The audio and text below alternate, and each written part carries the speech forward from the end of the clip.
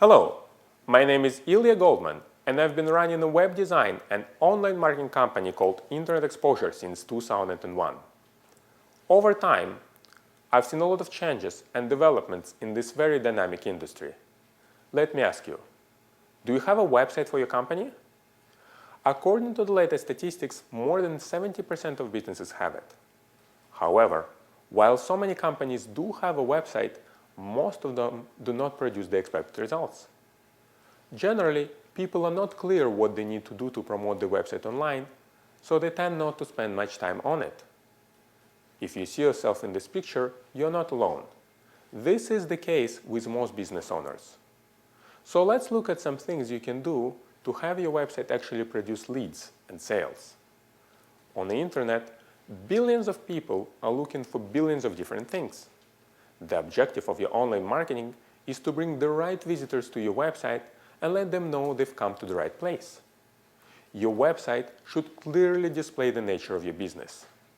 You do that by having suitable images. If you're a lawyer or a painter, your website should have images of lawyers or painters. I've seen images of jaguars on some websites, possibly because the owner wanted to highlight the quickness of the service. But many visitors will not see this parallel. If you see images related to the service they are looking for, they'll know they've come to the right place. Also, the objective of most business sites is to get visitors to contact them. So you should make it very easy for people to do so. Have a phone number at a very visible location on your website, typically on the top right. Same with a business address, if you'd like to publish it. Have a contact page, even when you have contact information on all other pages. Have an email form on every page, so visitors can submit it easily and you can track their submissions. Here is an example of a website that was updated recently that works much better for the owner. As you can see, there is a suitable image, a phone number, and email contact form. By comparison, here is a website that was not optimized for best results. We did not make this one. There is no phone number, and the images don't have strong enough connection to the services promoted. To see how effective your online marketing is, you need to monitor the traffic to your website.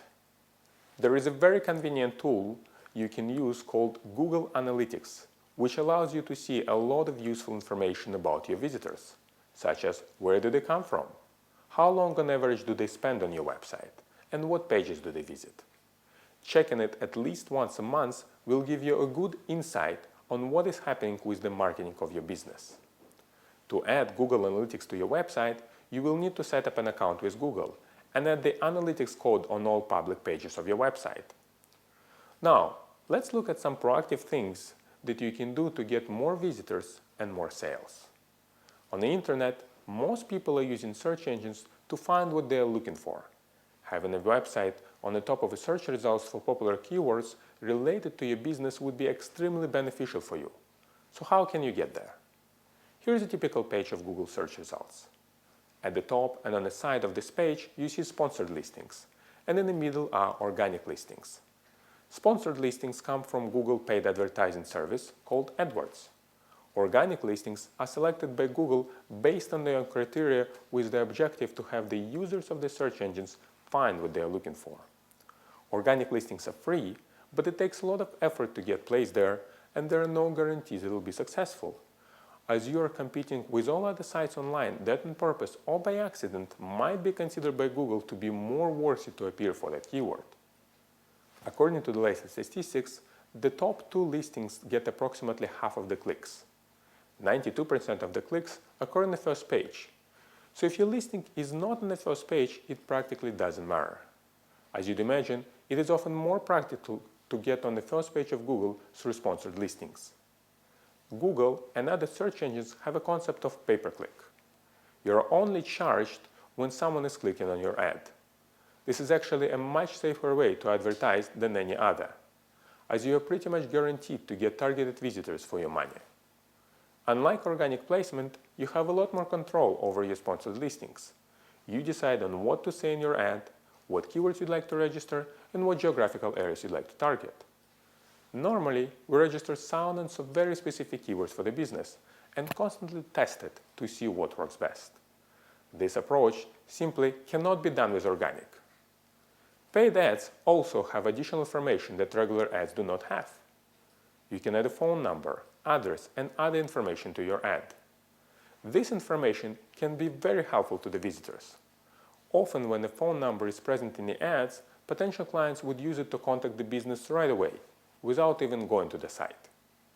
Here are a few ads that display phone number, site links, and the address in addition to the regular ad. You do have to pay for sponsored placement, but there are Google promotional coupons that would allow you to try it without too much investment. I can tell you later on how you can get these coupons. In addition to targeting potential clients who are actively looking for the keywords you have registered, you can also target visitors when they go to a website related to what you offer. Google can automatically do that for you. Here is an example of an ad for mortgage rates website advertising on mortgage calculator website. Display ads should be used very carefully, as they are generally not as targeted as search ads. It's best to use them when you advertise in small geographical area. One of the effective ways to use display ads is to target visitors who came to your website before. This is called remarketing. You can show these previous visitors ads that are tailored to them based on which section of your website they have visited. Your ads could appear to them as they browse other sites that are part of Google Display Network, such as YouTube. These visitors already showed interest in your services by visiting your website. By doing so, they've also familiarized themselves with your brand, so it makes a lot of sense to continue to market to them. From a user point of view, it looks that there is this company they haven't noticed before, but apparently have been advertising everywhere. Remarketing campaigns tend to have a very good conversion rate and are excellent for branding. So far, we've talked specifically about Google and the way they do sponsored placement. Other search engines have it too. Their main competitor is Microsoft, that runs Bing and Yahoo. As you can see on the Bing page of the results, most of it occupies with sponsored ads, similar to Google. While Bing and Yahoo are not as popular as Google, they still generate about 30% of the searches. We found they are best to be used for national campaigns, as they didn't generate enough traffic for small local area searches. The internet is absolutely amazing and a great platform to promote your business. In this presentation, I've tried to focus on what is available out there as opposed to specifically how to use it. If you have any questions about online marketing and search engine placement, please check out my website www.internet-exposure.com and contact me personally on it. My name is Ilya Goldman with Internet Exposure. More business through internet.